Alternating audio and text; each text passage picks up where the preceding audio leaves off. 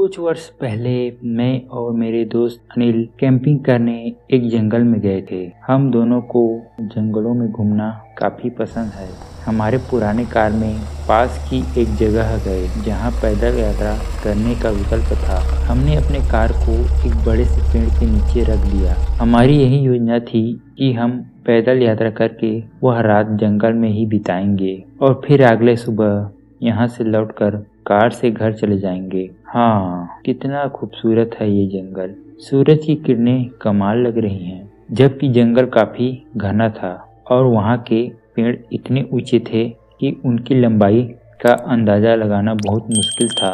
सूरज की किरणें जमीन पर काफी अच्छे से पड़ रही थीं। हमें वहां पहुंचे हुए तकरीबन 20 से 25 मिनट हुए होंगे जब हमने गोली चलने की आवाज सुनी। मैं शहर से बाहर पला बढ़ा हूं, इसलिए मैं जानता था कि आवाज शिकार करने वाली एक बंदूक की थी। वह क्या था? शायद कोई जंगल में शिकार करने आया है। अनिल और मैं आसपास दिखने लगे। हमें उम्मीद थी कि जिसने भी ये गोली चलाई है वह दिखेगा, पर वहाँ कोई नहीं था। हमने किसी के भी पास आने की आहट नहीं सुनी, इसलिए इस बात को नजरअंदाज करते हुए अपने रास्ते की ओर बढ़ने लगे। इस घटना से हम डरे नहीं, क्योंकि जैसा कि मैंने पहले भी बताया, यह हमारी पहली कैंपिंग यात्रा नहीं थी। समय बिताते बिताते जंगल और भी ज्यादा खराब होता जा रहा था, इसलिए हमने यह तय किया कि हम एक ऐसी जगह देखकर रुक जाएंगे जो साफ और सुरक्षित हो, ताकि वहां रात बिताई जा सके। 45 मिनट तक और चलने के जंगल के अंदर 2 रास्ते जा रहे थे,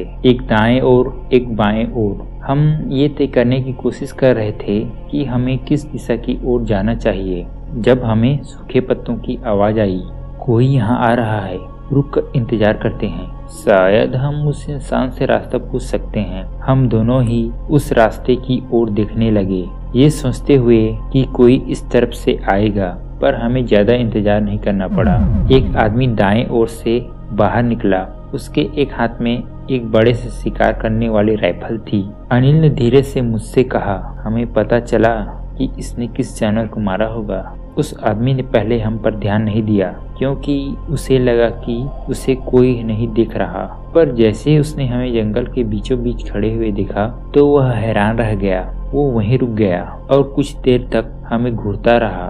हम अपनी जगह पर वैसे ही खड़े रहे और उसका हमारी तरफ आने तक का इंतजार करने लगे। जैसे ही वो हमारे सामने आया, हमने उसका चेहरा ठीक से देखा। उसके बाल बिखरे हुए थे, जैसे महीनों से नहाया ना हो। उससे बहुत गंदी बदबू आ रही थी, जिससे हमें सांस लेने में भी दिक्कत हो रही थी। उसके दाएं पैर से खून निकल रहा था। वो आदमी लगातार हमें देख रहा था। इस दौरान हमें इतना तो एहसास हो ही गया था कि यह आदमी ठीक नहीं है। हमने देखा कि इस आदमी से हमें खतरा लग रहा है। अनिल ने पहले खुद को शांत किया और हिम्मत जुटाकर उस आदमी से पूछा, हेलो, हाँ, क्या आप बता सकते हैं कि हमें कौन सा रास्ता लेना चाहिए? ये तो इस बात पर निर्भर करता है कि तुम कितना अंदर तक जाना चाहते हो। अनिल और मैंने एक दूसरे को देखा और उसके जवाब के पीछे का डबल मीनिंग हम समझ गए थे। कोई बात नहीं, वैसे भी हम अपना रास्ता ढूंढ ही लेंगे। ओके।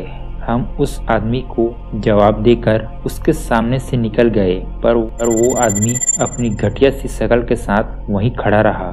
मैंने मुड़कर भी उसे देखा, कहीं वह हमारा पीछा तो नहीं कर रहा, मगर वह अपनी जगह से 1 इंच भी नहीं हिला, बल्कि अपनी जगह पर खड़ा रहकर हमें जाते हुए देखता रहा। कुछ देर चलने के बाद हमें आखिर कैंप लगाने के लिए एक जगह मिल ही गई। वो जगह पेड़ों के बीचों बीच एक काली जमीन थी। अनिल टेंट लगाने में व्यस्त हो गया और मैं पास में रखी लकड़ियों की मदद से आग जलाने लगा। जैसे ही रात हुई, जंगल का वातावरण एकदम से बदल गया। आसपास के पेड़ों और झाड़ियों से जुगनू निकलने लगी। बाकी कीड़े मकोड़े और जानवरों की आवाजों ने वातावरण को और भी डरावना बना दिया। मैंने चिकन पकाया और खाना खाकर हम आपस में बात करने लगे।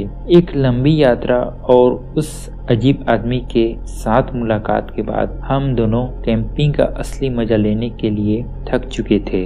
हाँ, क्या तुम अभी भी उसी आदमी के बारे में सोच रहे हो? हाँ, कितना अजीब आदमी था वो, चिंता मत करो। शायद उसे जंगल में लोगों का आना पसंद नहीं होगा, पर मैं किसी तरह अपने दिमाग से उस मुलाकात को दिन भर की थकान के कारण रात में हम जल्दी सो गए। हमने सोचा था कि हम सुबह जल्दी उठेंगे और फिर वापस अपनी गाड़ी तक पैदल निकलकर घर चले जाएंगे। मुझे ठीक से टाइम याद तो नहीं, पर खरोंच जैसी आवाज़ से मेरी आंख खुली। मैंने तो पहले उस आवाज़ को नज़रअंदाज किया और सोने की कोशिश की, पर फिर अचानक मेरी नज़र मेरे पैरों की तरफ गई। टेंट की जिप अचानक खुलने लगी। मैं डर के मारे तुरंत उठ गया और मैंने अनिल को भी उठाया। अनिल, हमारे टेंट के बाहर कोई है क्या? इससे पहले हमें कुछ समझ आता, एक जाना पहचाना बदबू पूरे टेंट में फैल गया और वही आदमी जो हमें जंगल में मिला था टेंट के बाहर खड़ा था। वो हमें गुस्से भरी नजरों से देख रहा था। लगता है वो हमें जान से मारने आया है। वो दरिंदा भागने का नाम नहीं ले रहा था। अचानक उसने हम पर हमला किया। तभी अनिल ने झट से चाकू निकालकर उस दरिंदे पर वार किया। दरिंदा जोर जोर से दर्द के मारे चिल्लाने लगा। मैंने उसे एक लात लगाया जिससे वो जमीन पर गिर गया। फिर अनिल और मैं तेजी से गाड़ी की ओर भागने लगे। वो हमारा पीछा कर रहा था। जैसे तैसे हम गाड़ी के पास पहुंचे। मैंने जैसे ही गाड़ी स्टार्ट किया, वो दरिंदा गाड़ी के सामने आ खड़ा हुआ। आज तो तुम बच गए, लेकिन सब तुम्हारी तरह खुशनसीब नहीं होते। वो कमीना घायल होकर भी हंस रहा था। जल्दी यहाँ से गाड़ी भगाओ। मैंने धीरे से गाड़ी निकाला और हम